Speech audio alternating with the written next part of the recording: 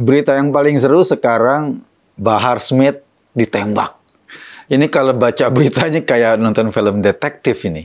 Jadi kisahnya, ini menurut versinya Bahar, dia lagi naik mobil, mobilnya ada trouble sama mesinnya, ada masalah. Terus kemudian dia mau ngecek kenapa mobilnya ada trouble gitu.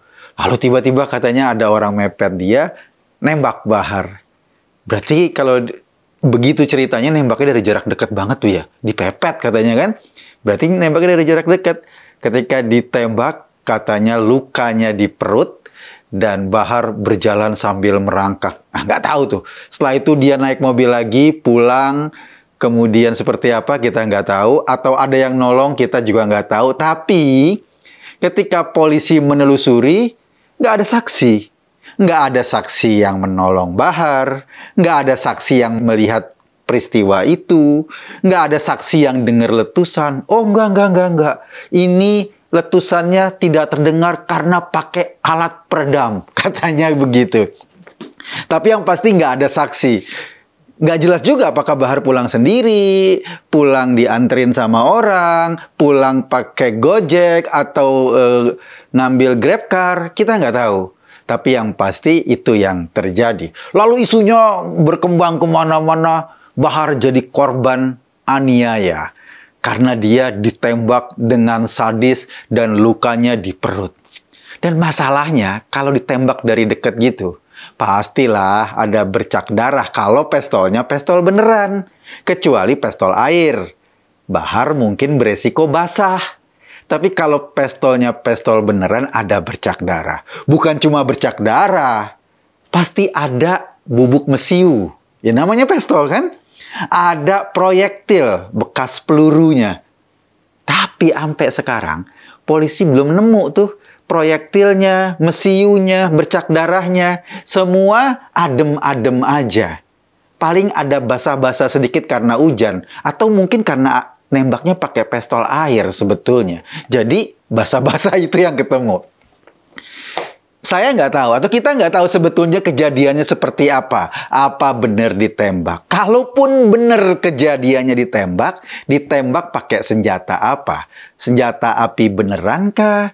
Airsoft gun kah? Pistol air kah? Gitu loh. Pun kalau benar senjata api, latar belakangnya apa? Masalahnya apa?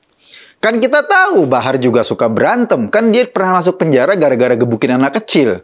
Iya kan? Masuk penjara karena menganiaya anak di bawah umur dengan cara yang sadis. Apakah bukan karena ceramah-ceramahnya? Enggak lah.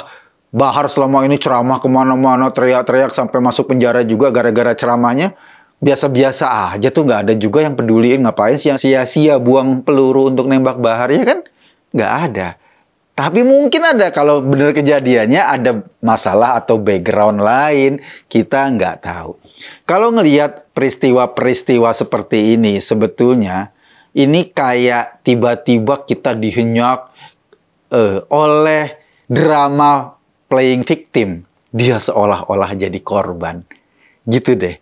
Biasa kan menjelang pemilu kan?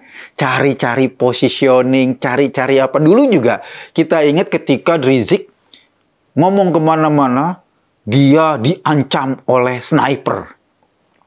Gua nggak tahu. Dia tahu dari mana ada sniper. Itu yang pertama. Yang kedua, kalau sniper kan berarti nembak dari jarak jauh kan? Sniper ngeker gitu loh. Dan belum pernah ada juga kejadian penembakan seperti itu oleh sniper. Dan yang ketiga, pembuktiannya sampai sekarang juga nggak ada. Cuma teriak-teriak diancam doang. Apakah memang polanya sama? Main playing victim, bahwa membangun sebuah narasi bahwa ada aparat keamanan atau ada kekuatan-kekuatan di luar sana yang mengancam ulama misalnya. Nanti kemudian ada demo bela ulama, demo bela tokoh agama gitu. Kita kan juga nggak tahu. Sebetulnya ketika isu-isu seperti ini hadir menjelang pemilu, kita juga jadi ingat kasusnya Ratna Sarumpait kan. Dia juga pertama dinarasikan, digebukin sama orang yang cepat cepak di Bandung katanya. Berambut cepak, berbadan tegap. Ketika disampaikan ciri-ciri kayak gitu, ya orang akan nebak-nebak. Wah, ini pasti angkatan nih, karena rambutnya cepak, badannya tegap gitu loh. Seolah-olah Ratna dianiaya oleh aparat. Mukanya bengep-bengep. Tapi apa ujung-ujungnya? Kan ujung-ujungnya karena dia dioperasi plastik. Karena menolak tua. Karena menolak pipinya melembir. Sehingga kemudian dia mengoperasi plastik, memberesin struktur wajahnya agar kelihatan cantik lagi. Dan bagi cewek biasa-biasa saja. Tapi karena waktu itu menjelang pemilu dan timnya Pak Prabowo ingin banget mendapat momentum untuk mendiskreditkan Jokowi yang waktu itu sebagai presiden petahana, kan isu ini dibakar terus-menerus sampai akhirnya mempermalukan Ratna sendiri dan Ratna akhirnya masuk penjara gara-gara isu ini. Apakah hal yang sama? Ya barangkali karena mungkin belakangan kan Bahar terdengar ceramahnya seperti dalam tanda kutip menghina Nabi. Ketika dia dipertanyakan garis keturunannya, ketika dia dipertanyakan apakah benar dia cucu Nabi, dia malah menantang. Coba saja tes DNA dengan membongkar makam Rasulullah. Astagfirullahaladzim. Ini orang memang sudah agak setengah sakit sih menurut gua. Dengan cara dia ngomong kayak gitu saja, orang ini memang sudah di luar nalar. Apalagi dia juga pernah ngomong, tahu nggak, Ustadz 70 ulama yang baik-baik itu nggak sebanding dibanding satu orang habaib, kata dia. Kita juga aneh juga dengan cara dia berdakwah, dengan cara dia memprovokasi orang, dengan cara dia menunjukkan perilakunya, dan kemudian dia ngaku bawa-bawa nama anak cucu Nabi. Kalau di mata saya justru orang-orang kayak ginilah yang merusak kesucian nama Nabi. Orang-orang kayak ginilah yang merusak ajaran-ajaran Nabi. Bayangin kalau ceramahnya isinya caci maki, teriak-teriak dengan bahasa nggak keru-keruan, lalu mengklaim bahwa dia adalah garis keturunan Nabi. Kan orang muak. Tapi oke, itu karakter Bahar.